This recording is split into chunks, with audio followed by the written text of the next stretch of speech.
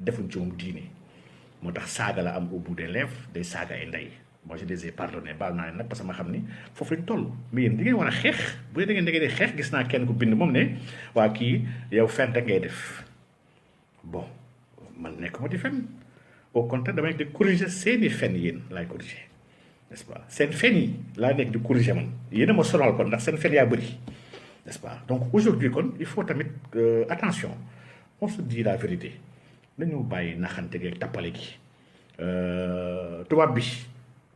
amul woon temps bi pour di forcer gars yi parce que diine bi tubaab daf ci bind y a beaucoup de man waxuma sax waxu Marty parce que Marty man ku bañoon yenn tarixa yi laa ko jàppee Paul Marty n'est-ce pas mais dañuy gis ku mel ni Hélène Grandhomme elle a écrit un livre tuddee ko la notion de paix coloniale au regard de la politique musulmane de la France au Sénégal, n'est-ce pas, entre 1914 et 1960. Mais vous serez vraiment surpris, l'état de données disponibles en tout cas sur les relations entre les Toubab et Sëriñ fi nekkoon, vous serez surpris, n'est-ce pas. D'abord, comme Ojula, El Ojula, sur le rôle des administrateurs de la FOM. Mais vous serez surpris. D'abord, le livre Clausel, avec la France d'outre-mer, entre 1930 et 1960, n'est-ce pas? Témoignages d'administrateurs et de magistrats. Et vous verrez beaucoup de choses, mais ça va y arrêtez de faire le malin. Puis, qu'il faut dîner, mais il y avait une hiérarchie, attention. Toubabi, à mon sañ-sañ, jàpp ku leen neex déporté ko. Loo xam moo gën a garaaw fixé ay dates. Tubaab bi amoon na sañ-sañ sax teg le résidence surveillée la amoo droit génn fi yow. Tabax juma sax da nga yaaj autorisation tubaab pour mu tabax juma mais arrêtez quand même. Une histoire est là toute fraîche ngeen bëgg fi jouer ay mythes ak ay légendes yi xam ne vraiment non fii y a pas de mythe y a pas de légende c'est des gens intelligents ñoo fi nekk des gens cultivés yi xam ce qui se passe dans ce pays, n'est-ce pas? Arrêtez de concombre avec des diapines qui sont dof. Vous ne terroriser doomu aadama. Vous ne pouvez pas. Je parle à la meute, bien sûr. La meute, là, ñom Tchadok, avec tous ces boucans là, les crétins là, ñom Pabo, Mbaye Gueye Sylla, vous êtes dans le même sac. Donc, je vous mets un grand M là où vous pensez. Donc, nous, on parle de kham-kham. On parle de connaissance. Les problèmes actuels de ce pays-là, il faut nous tourner ensemble.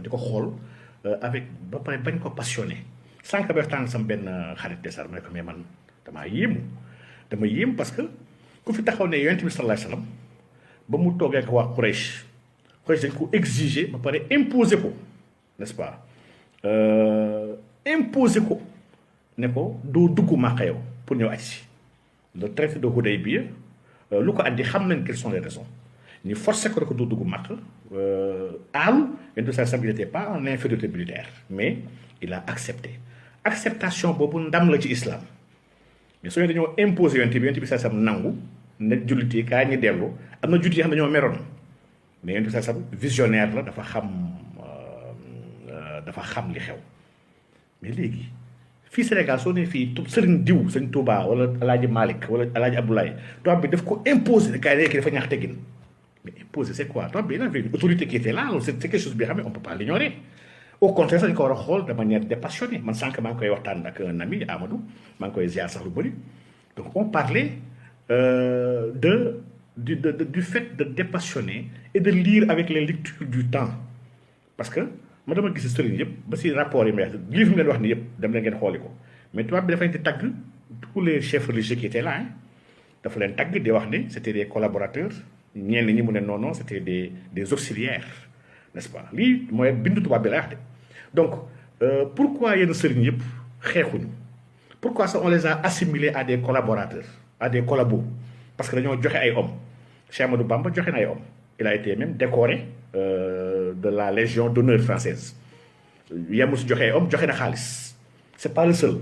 Mais celui est-ce que nous avons une marque d'intelligence? Mais le royaume est fagagal dans l'aile. Tubaab bi dafa ñëw ak force askan bii nii jànguñu xamuñu buñ leen bàyyee est-ce que buñ nekkee di xeex est-ce que duñu gën a yàq dëkk bi autant ñu collaborer naxante tubaab bi ñun ñu orienté wu ci jàngal nit ñi yee leen jox leen xam-xam préparer leen parce que l'heure du combat ñëwagul man je pense que c'était la stratégie de Serigne bu fi nekkoon Alaaji Malick ñoom ñëpp seen stratégie moo nekkoon bañ a nekk ci affrontement tubaab bi ndax l'heure n'était pas venue de s'affronter avec le blanc d'investir dans l'instruction et dans l'éducation nañu yaraat nit ñi nañ leen jàngal leen jox xam-xam ba ñoom après suñu paree ñoom ils vont régler les problèmes de l'heure parce que tamit il faut ñuy dépassionner la lecture de suñu kilifa yi fi nekk duñu ay yàlla dama bëgg tamit gars yi tamit def loolu seen biir xel yi ce ne sont pas des dieux qui sont là au Sénégal Cheikh Seydil Hadji Malick Serigne Touba El Hadj Abdoulaye Niass Baye Niass Limam ñoom ñëpp laa wax kenn du ci yàlla laa wax ay nit la ñu ay nit la ñi nga xam ne ils ont posé des actes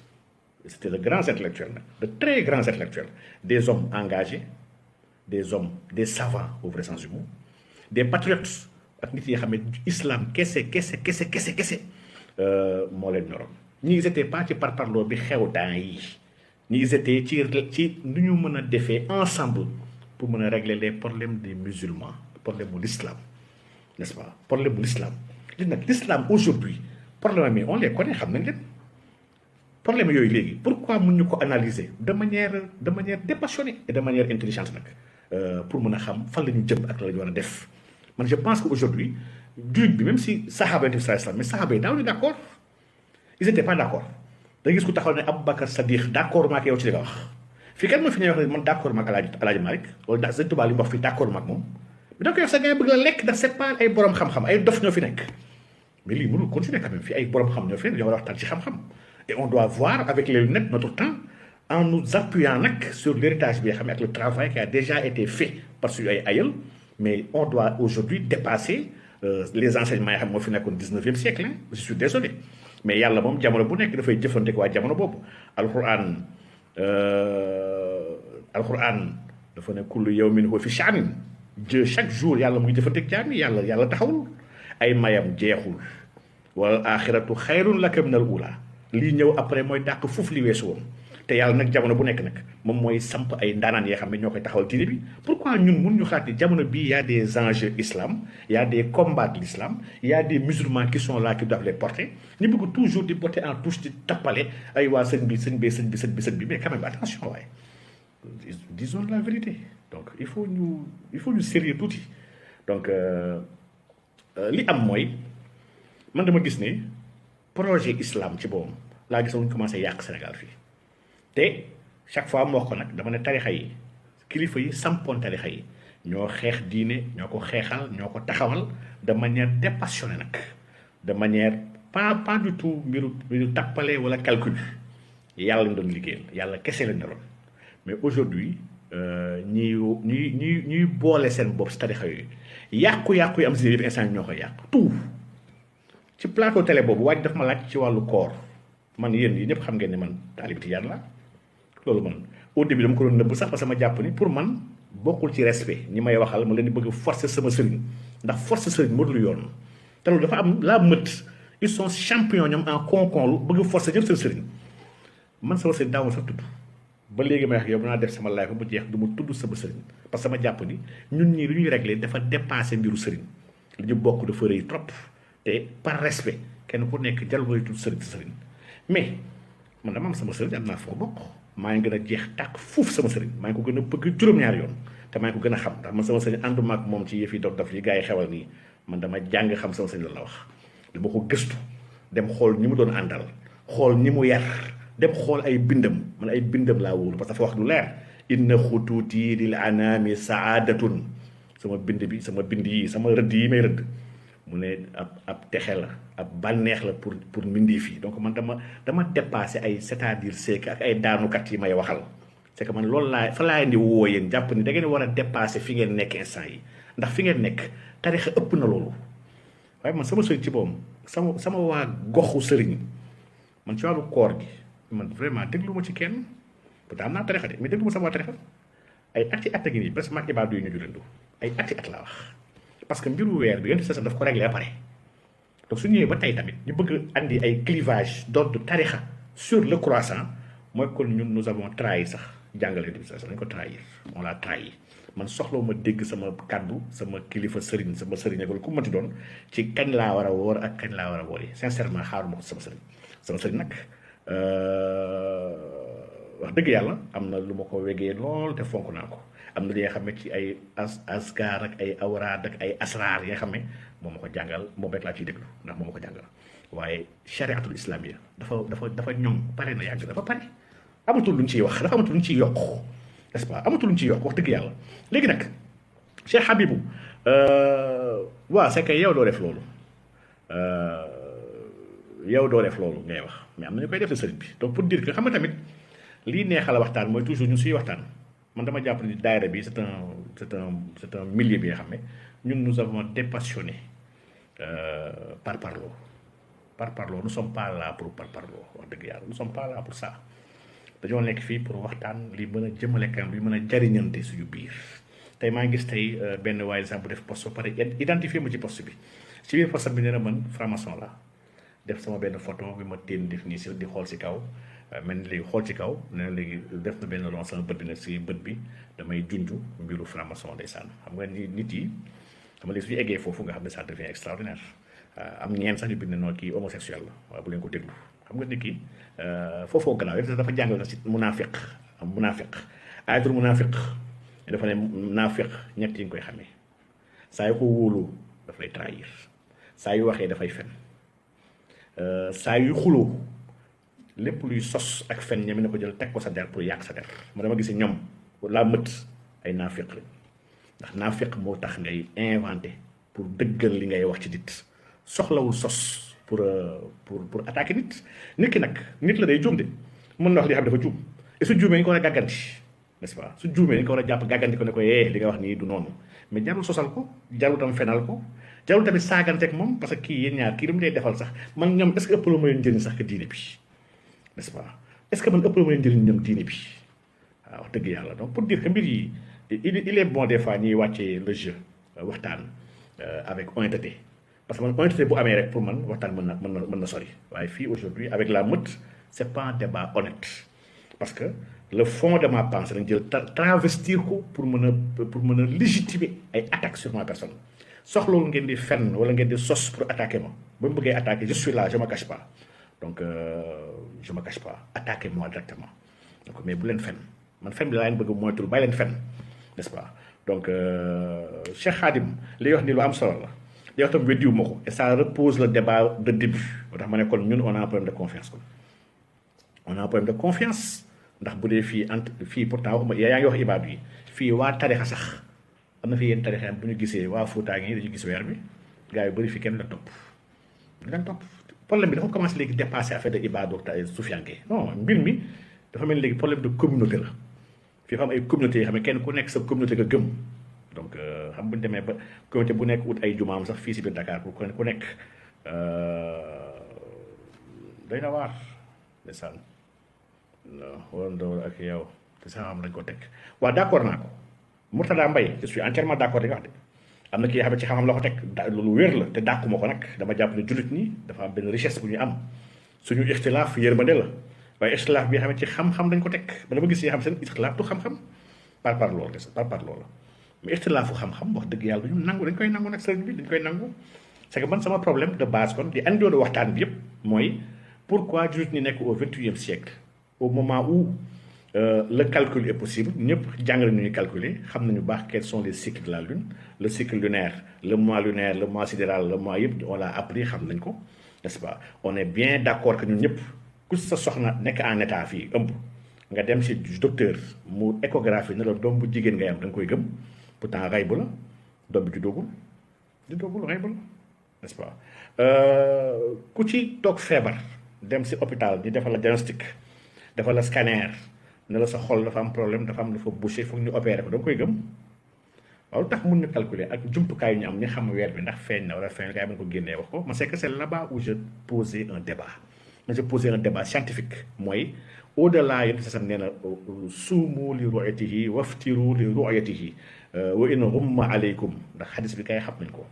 n'est-ce pas xadis yi xam nañ ko calcul est-ce que mënul ñëw dimbali umma bi pour ñu mën a uniformiser harmoniser ak unifier suñu ay julli c'est le débat de fond que je posais et je précisais encore que les malikites n'ont pas le droit di wax naan feeñu sama kaw dëkk wala sama kilifa moo ko war a gis un malikite weer yi fu mu mënti feeñ ay julit wax ko daf ko war a gëm ndax sëriñ yu mag yi fi nekkoon kilifa yi waxuma sax julit yéeféer ma doon joxe information ñu koy julee ba pare génnul Sénégal te fii weer dafay génn Sénégal day génn Kanel bi wala mu génn fii Fouta wala mu génn au sud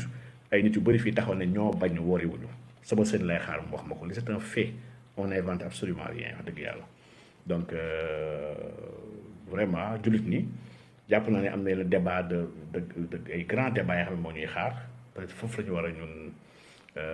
teg le problème daal fa ñu war a teg le problème donc vraiment man jàpp naa ni Cheikh Ahmed maa ngi yow ñoo bokk gëm-gëm man dama gëm ni lii ma gis ni instant yi animosité bi am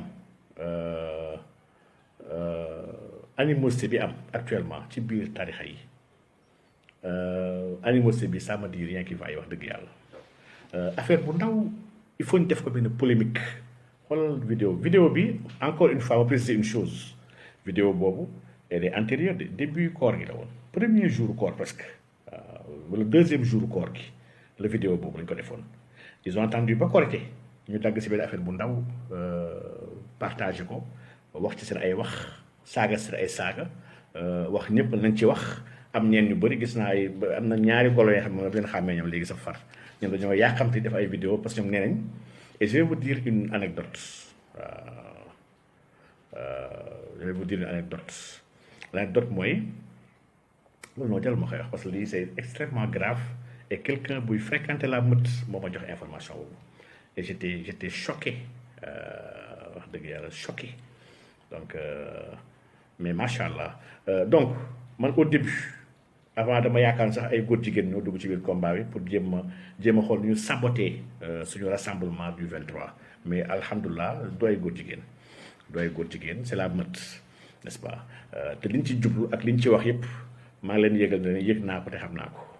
n'est-ce pas donc et vraiment je vous félicite la meute ci effort bi ngeen def yëpp pour jéem a poser un débat par force Cheikh Oumar Diagne nañ ko clash donc je vous dis je vous le répète clash ma du ndam pour yéen primo et secondo dawuma ko tertio vous me trouverez sur votre chemin ragaluma de waaw te lu mu leen jaral lu alxuraan way uttum ut naa lu mu leen jaral yéen xam leen ne jaral na ma man plus que ça waaw donc vraiment delluñu ginnaaw waaye nag léegi dama bëgg nag léegi au delà da wax ji yëpp parce que lii moom vraiment parenthèse dafa xaw a gudd toog di wax sur des crétins vraiment daf ma diis ndax nee naa chaque fois ma ne j'essaie de nous tirer vers le bas pour ñu waxtaan ay waxtaan yu ñàkk solo donc man je parle ak ay kilifa yi nga xam ne wax dëgg yàlla ñoom ñoo leen gën a xam yoon bi gën leen a jàng n'est-ce pas donc man ñu mel nii ba ci rakku xalif ndeysaan sëñ Muntaxa ay rakkam ñi nga xam ne wax dëgg yàlla ay sëtu sëñ Tuubaa direct ñu baax ñu sell ñu am xam-xam donc on discute de beaucoup de choses wax dëgg yàlla ñun lu ñuy débattre dafa dépassé ay tarixa mais en tout cas man de li sama sëñ jàngale si loolu laa nekk man sama sëñ dafa wax ne saa yu dox jullit buy dox la ngoon lay toog fa lay waxu taaliba cheikh n'est-ce pas man samay lazim ak wasifa ak yëpp sama mbir personnel la mais man jullit buy dox laa bi nga xam ne ndamul islam kese ma ñor instant yi te nag ñee fële en face sam ñenn ñi nga xam ne bëgguñu ndamul islam n'est-ce pas bëgguñu ndamul islam dañu bëgg xool sax ñu fàggaagalee ñëpp ñu bëgg xeexal islam donc moo tax nag je suis peiné su ma gisee yenn débat yi ñu koy posé alors que on a des chats à fouetter ñaa leen le 23 bii di ñëw wax dëgg yàlla mbir bu réerée la xam nga loolu dinaa ko waxaat fii tey dama gëm ne ci nga islam si njëlbeenam njëlbeenu l'islam Afrique moo sauvé l'islam lu tax ma wax loolu je vais m'expliquer yenn saa sam premier gàddaay bi mu diggal umma bi la première émigration ndax ba ñuy dem Yasrib du première émigration bi la première émigration fii ci Afrique la Éthiopie bu ñuy wax Éthiopie nag may fàttali toujours ne tur bi mooy turu tout le continent noir pour doon Éthiopie donc Éthiopie lañ ñëw pour aar l'islam n'est-ce pas ba ñu aaree l'islam ci Éthiopie après l'islam dellu moo sauvé l'islam le temps problème yi crise yi stabilisé wu à la Mecque n'est-ce pas donc konka nag Éthiopie moo sauvé woon l'islam ci njëlbéenu l'islam te def sa jàngale ne la fin ak le commencement ñoo nar a nduroo benn lañu dama gamaat ne islam Afrique noire fii ñu ñoo war a sauvé waat islam lii dama ko gëm profondément wallahi asim et loolu amu ci benn doute n'est-ce pas comment faisant le nouvel ordre mondial instant yi dafa enrôler beaucoup de dëkk xam ngeen ni instant yi sur la question góor jigéen bu ñu demee ba dëkku naar yi sax ñu imposer leen calendrier LGBT ci biir FIFA seen biir terrain leen léegi andi leen poto corner yi brassard capitaine yi yëpp couleur LGBT lay nekk naar yooyu nangu ko daf ñu gën a dëggal ñun ñuy wax ni islam du diine ay naar islam du diine naar di ko jàppee mbiru naar ñu ngi nax seen bopp n'est-ce pas islam nag ko lu weex sànq rek son projet mooy def nit dafa jug pour libérer doomu aadama def ko nit pour mën a jouer pleinement son rôle ci biir àdduna lii mooy projet islam bi suñu mag ñi fi nekkoon mboolee mi tarixa yi nag El Hadj Abdoulaye Niass El Hadj Seydi Hadji Malick Cheikh Ahmadou Bamba ñii ñëpp ñoo bokkoon benn mission yee doomu aadama def ko nit mu nekkee xam ne dafay yor xilaafa yàlla ci kaw suuf mën a apt jot ci xilaafa yàlla te xilaafa yàlla gi kat weesuwul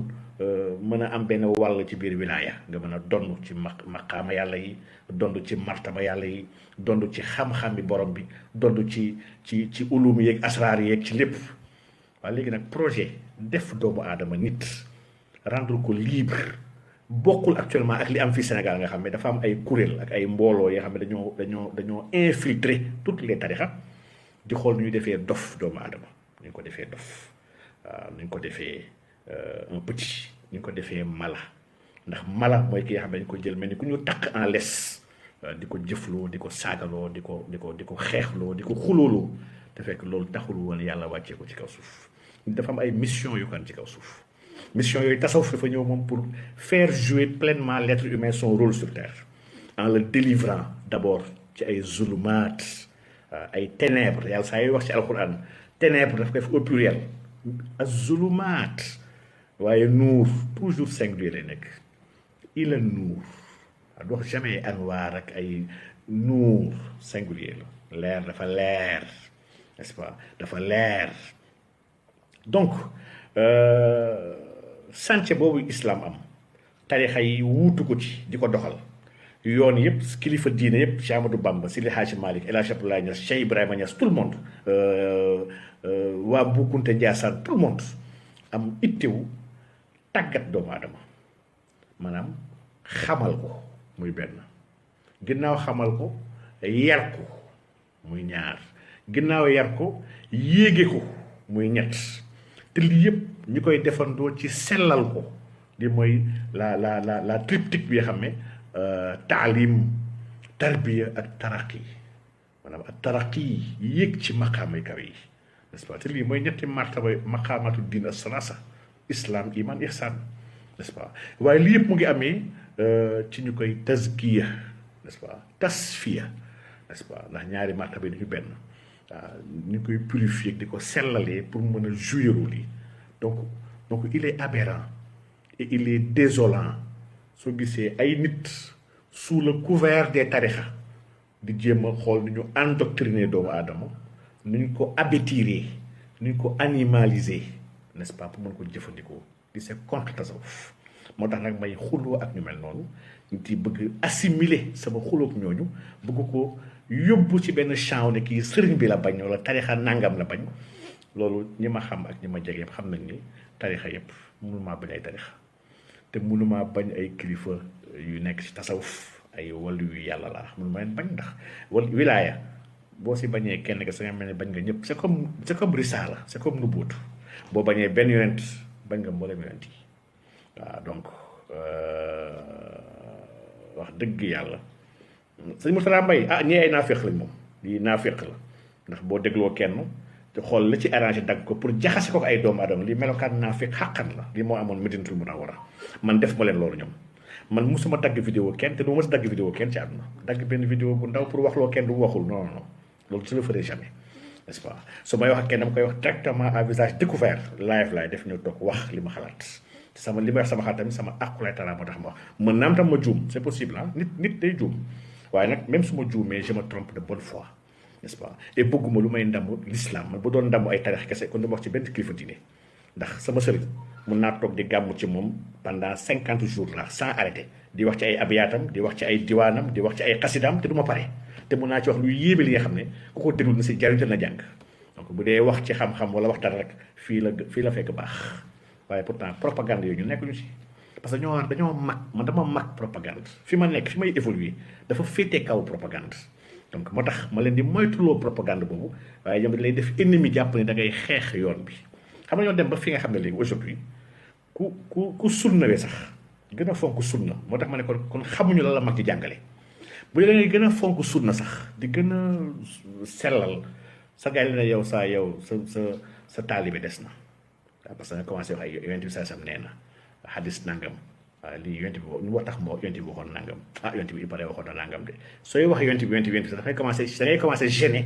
yenn mbokk taalibe yi xam ne mooy les cons mooy ñi nga xam ne dañ leen endoctriner li muy wax ni c'est valable dans toutes les tarixa nag laa wax de et pourtant nag suñu mag ñooñu loolu doon jàngale yonent bi doon jàngale yonent bi sallallahu alayhi wasallam yonent bi doon jàngale suba ak ngoon guddeeg bëccëg donc moo tax kon dama ne il faut ñu dellu si sur les fondamentaux ndax les fondamentaux de nos tarixa mais benn la de mooy sunna yonent bi sallallahu alayhi wasallam mooy charia mooy tamit sóob la ak nandal la ci xaqiqa lii bu dee nekkul ci rek bu dee dafa am yeneen dañ ñu ko wax ñu bëgg nañu xam ne sommes preneurs n'est-ce pas donc vraiment ñu ngi feddaliwaat encore suñu njéggal si ñenn ñi donc di jéggalu ñeen ñi nga xam ne peut-être ils n'ont pas compris mais ñëpp ñi nga xam ne xam nañu wax dëgg yàlla les gens de bonne foi bu ñu gisee benn vidéo ñu gis benn propos sax duñ ko gëm dañuy dem directement dem visiter la source dem gëstu ji ko n'est-ce pas donc loolu mooy yëfu góor yàlla du figé wu ci ay détails n'est-ce pas et donc am na fu ñuy toll sax dans l'union des croyants et même bu fekkoon sax dama jàpp ne tubaab bi mooy obligé suñu sëriñ yi ce qui est faux loolu mosuma ko wax te mosuma ko gëm parce que lu amul man j'ai accès sur ces archives là man j'ai lu sama différence ak ñoom mooy man j'ai lu et je sais n'est-ce pas ñoom nag ils n'ont pas lu ay waxu bopp ko dañuy taxaw di wax di ko relater te yuy wax du bëri c'est faux même loolu bu amoon sax man dama jàpp ne est-ce que dans une lutte bu jullit ni quelqu'un bi nga xam ne am na benn combat bu mu nekk nga gis ci combat bi kat combat bi man amal na ma njëriñ parce que man damay déglu gars yi de vous à moi wallahi azim damay déglu gars yi mais du leen corriger damay déglu gars yi di wax ay wax yoo xam ne ay bêtises la c'est faux man loolu sax déjà c'est faux mais loolu yàqul iman doomu aadama je trouve pas l'opportunité ni la pertinence de les corriger parce que damay jàpp ne lii de kii de li muy wax ni amul de waaye bon comme que yàqul iman te am na ñi nga xam ne mu ngi leen di dimbali su ma demee di ko attaqué dama am lu may wàññi sax si diine en fait xaw ma nag comment may waxee pour man dal dara mooy dal li nga xam ne par exemple amul ba pare dafay yàq par exemple comme seen affaire wér bi ñu defoon ñoom temps yee ñoom ceddo wala taxaw jékki-jékki piit ne génn def benn discours waaye sëriñ nangam duñu dara mel ni comme sëriñ kese graaw sëriñ ñeent yu tus loolu je sors pour dire que non c'est faux bàyyi li ngeen def n'est-ce pas parce que tamit il faut respecter les autres et ñoom loolu moom dafa mel ni ils en sont incapables malheureusement n'est-ce pas incapables donc mais werante du màggal diine bi te diine dafa am ay chantiers yoo xam ne moo ñu boole yi nga xam ne c'est très important et c'est très très très utile actuellement et que wax dëgg yàlla